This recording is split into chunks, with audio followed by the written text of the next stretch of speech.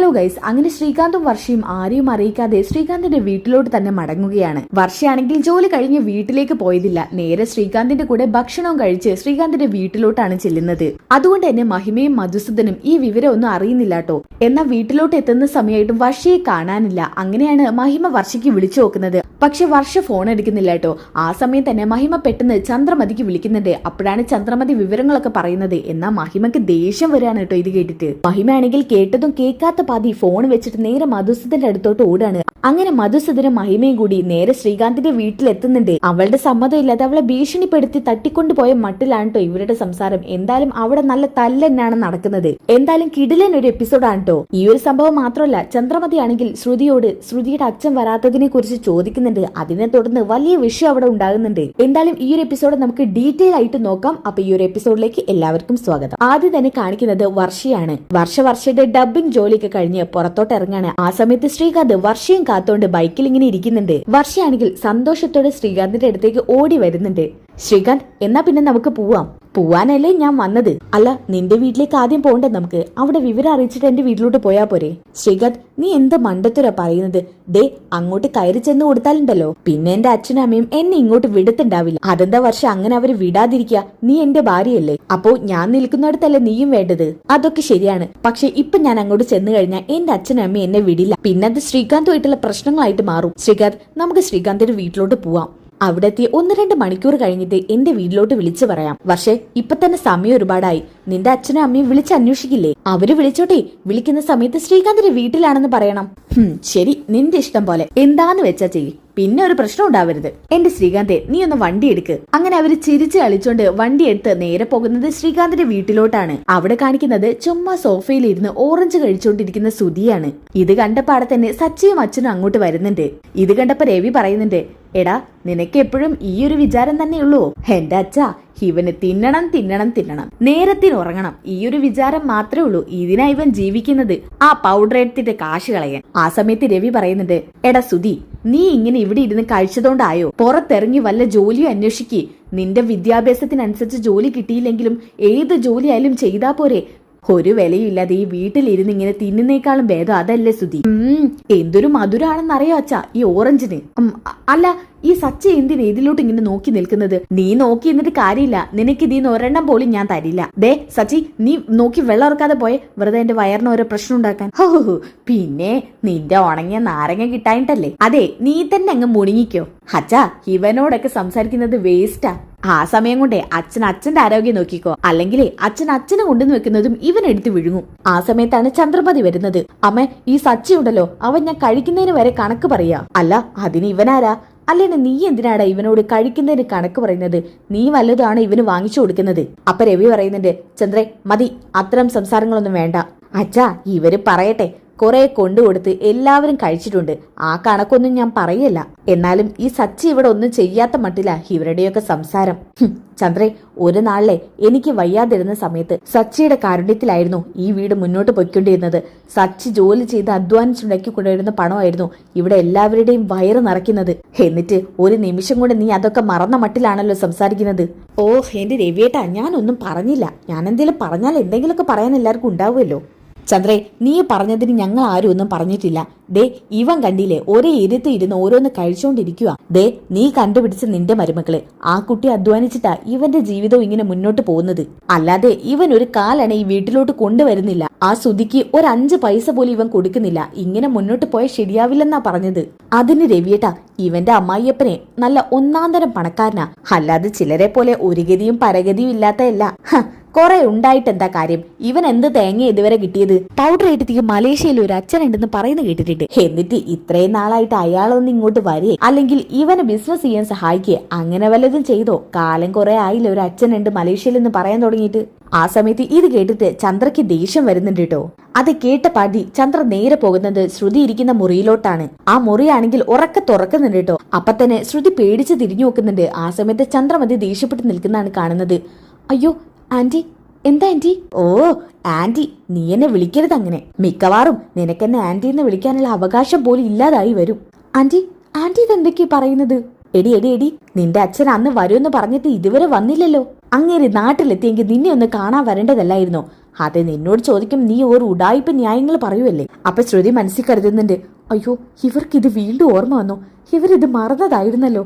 എന്താടി നീ ആലോചിക്കുന്നത്? ഞാൻ അത് മറന്നു പോയെന്നോ? എന്നാലേ ഞാൻ മറന്നിട്ടില്ല. അതിന് ഈ ചന്ദ്രമതി വേറെ ജനിക്കണം.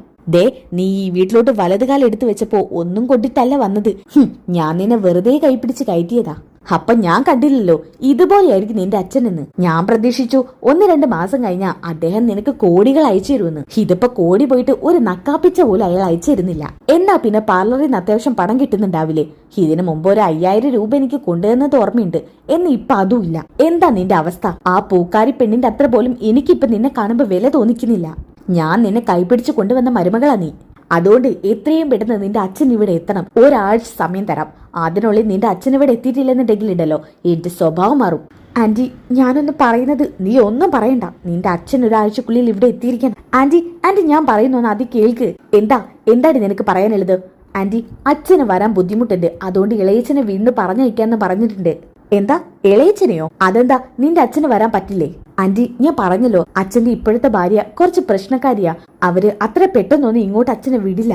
ഇത് പറഞ്ഞു നിൽക്കാൻ തുടങ്ങിയിട്ട് കാലം കുറെ ആയല്ലോ. എങ്കിൽ പിന്നെ നിന്റെ അച്ഛന് ഒരു തവണയെങ്കിലും നിന്നെ അങ്ങോട്ട് കൊണ്ടുപോക്കൂടെ? അതൊന്നും ഇല്ലാതെ അയാള് മലേഷ്യയിൽ വിലസുക. ശ്രുതി എനിക്ക് തോന്നുന്നു അയാൾ നിന്നെ ഒഴിവാക്കിയെന്ന്. അയാളുടെ 2ാം ഭാര്യയിലെ അയാൾക്ക് വേറെ മക്കളും ഉണ്ടാവും. അതുകൊണ്ട് നിന്നെ അവര് മറന്നു കാണും. അങ്ങനെ മറന്നിരുന്നെങ്കിൽ എളേച്ചനെ ഇങ്ങോട്ട് പറഞ്ഞു വിടും അച്ഛൻ. എളേച്ചനോ അച്ഛനോ ആരെങ്കിലും വരട്ടെ. എന്റെ ശ്രുതിക്ക് ബിസിനസ് തുടങ്ങാനുള്ള പണം കൊണ്ട് അവരിങ്ങോട്ട് വന്നാ മതി.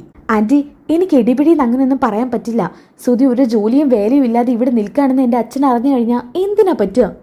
അങ്ങനെ പറയണ്ടല്ലോ. വേറെ എന്തൊക്കെ ആവശ്യങ്ങൾ നിനക്ക് പറയാം. അങ്ങനെ ഞാൻ എപ്പോഴും കള്ളം പറയേണ്ടി വരില്ല ആന്റി. അതൊക്കെ അവിടെ നിൽക്കട്ടെ. എന്തായാലും നിന്റെ ഇളയച്ചൻ വരുന്നുണ്ടല്ലോ, ബാക്കി കാര്യം അപ്പൊ തീരുമാനിക്കാം. ഇതും പറഞ്ഞ് ചന്ദ്രമതി അവിടുന്ന് പോരാണ്. ആ സമയത്താണ് ശ്രീകാന്തും വർഷയും വീട്ടിലോട്ട് കയറി വരുന്നത്. ശ്രീകാന്തിനെ കണ്ട പാടത്തന്നെ നേരെ ഓടിച്ചെന്ന് കെട്ടിപ്പിടിക്കുകയാണ് ചന്ദ്ര. മോനെ നീ വന്നോ? എനിക്കറിയായിരുന്നു നിനക്ക് ഞങ്ങളെ ഒന്നും വിട്ട് ഒരുപാട് ദിവസം ഒന്നും അവിടെ നിൽക്കാൻ പറ്റില്ലെന്ന്. മോളെ വർഷേ നിനക്ക് പിണക്കമൊക്കെ മാറിയോ? എനിക്കിപ്പൊ പിണക്കമൊന്നും ഇല്ല ആന്റി. എന്നാലും ഞാൻ ഒരുപാട് വിഷമിച്ചു. അപ്പൊ രവി വരുന്നുണ്ട് അങ്ങോട്ട്.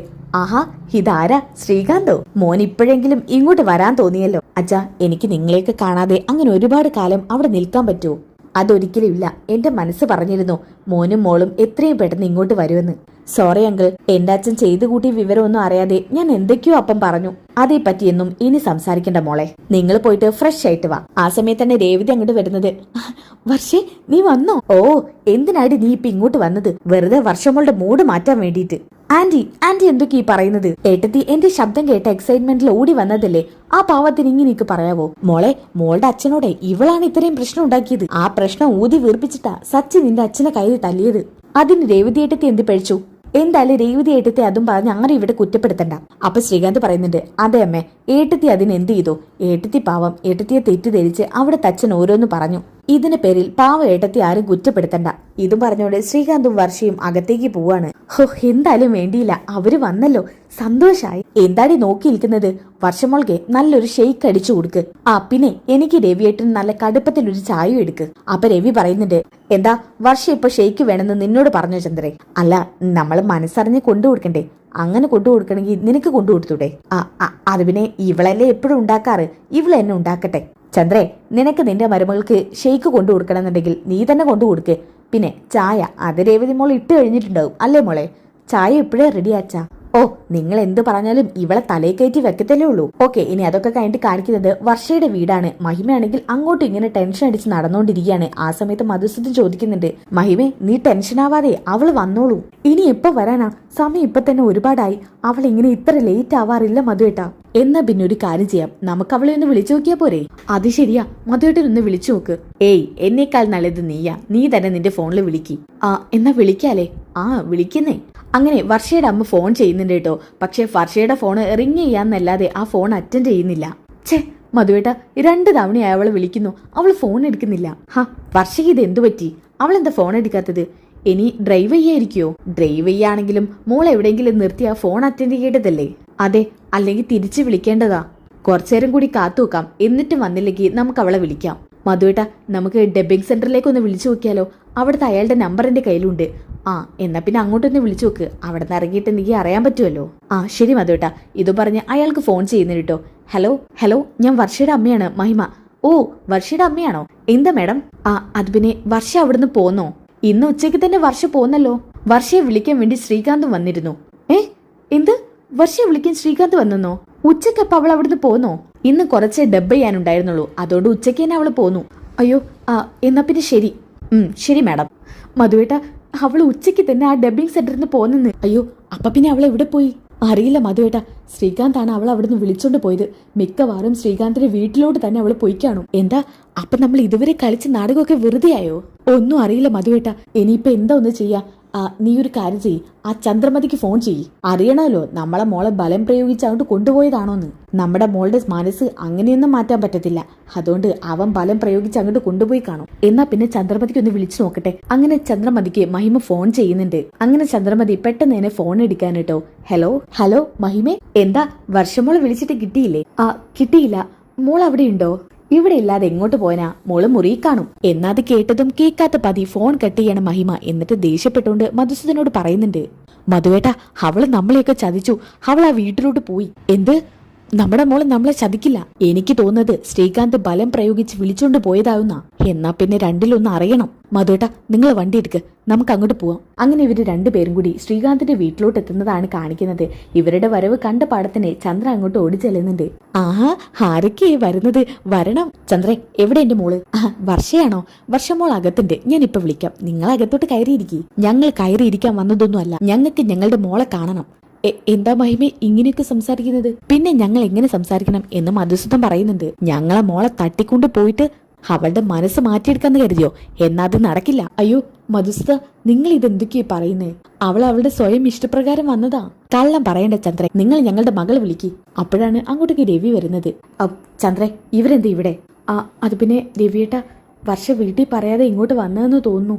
അതിനെന്താ, അവളുടെ വീടല്ലേ ഇത്. അവിടെ അല്ലെങ്കിൽ ഇവിടെ ഉണ്ടാവുമെന്ന് ഇവർക്ക് കരുതിക്കൂടെ? അപ്പൊ മധുസൂദൻ പറയുന്നുണ്ട്, നീ പഴയ വൈരാഗ്യം വെച്ച് എന്റെ മോളെടുത്ത് കളിച്ചാലുണ്ടല്ലോ, മുട്ടിന് താഴെ കാല് കാണില്ല. പിന്നെ നീ ഇപ്പം പറഞ്ഞത് പറഞ്ഞു, ഇതെന്റെ മകൻ സച്ചിയുടെ മുന്നിൽ നിന്നായിരുന്നെങ്കിൽ നിന്റെ തല ഇവിടെ കാണത്തുണ്ടാവില്ല. അപ്പോഴാണ് വർഷ അങ്ങോട്ട് വരുന്നത്. അമ്മേ, അച്ഛ, നിങ്ങളെന്താ ഇവിടെ? മോളെ ശ്രീകാന്ത് ബലം പിടിച്ച് കൂട്ടിക്കൊണ്ട് വന്നാണോ? എന്തൊക്കെ അച്ഛനമ്മീ പറയുന്നത്? ഞാൻ എന്റെ സ്വയം ഇഷ്ടപ്രകാരം വന്നതാ. മോളെ അച്ഛനെ പട്ടിയെ പോലെ തല്ലിയവന്റെ വീട്ടിലോട്ടാ മോള് കയറി വന്നത്. അയാൾ ഇവിടെ ഉണ്ടെന്ന് കരുതി ഞാൻ പേടിച്ച് മാറി നിൽക്കണോ?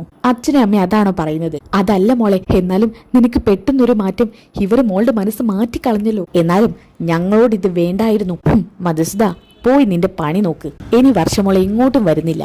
അവളെ ശ്രീകാന്തിന്റെ കൂടെ ഇവിടെ തന്നെ കഴിയും. ഓക്കെ, ഇനി നല്ല കിടിലൻ ട്വിസ്റ്റുകൾ നിറഞ്ഞ എപ്പിസോഡുകളാണ്. അപ്പോൾ ആ എപ്പിസോഡുകൾ കിട്ടാൻ വേണ്ടി ചാനൽ സബ്സ്ക്രൈബ് ചെയ്യുക, വീഡിയോക്ക് ലൈക്ക് ചെയ്യുക, നെക്സ്റ്റ് എപ്പിസോഡ് ഒന്ന് കമന്റ് ചെയ്യുക. അടുത്ത വീഡിയോയിൽ കാണുന്നവരേക്കും എല്ലാവർക്കും ബൈ ഗൈസ്.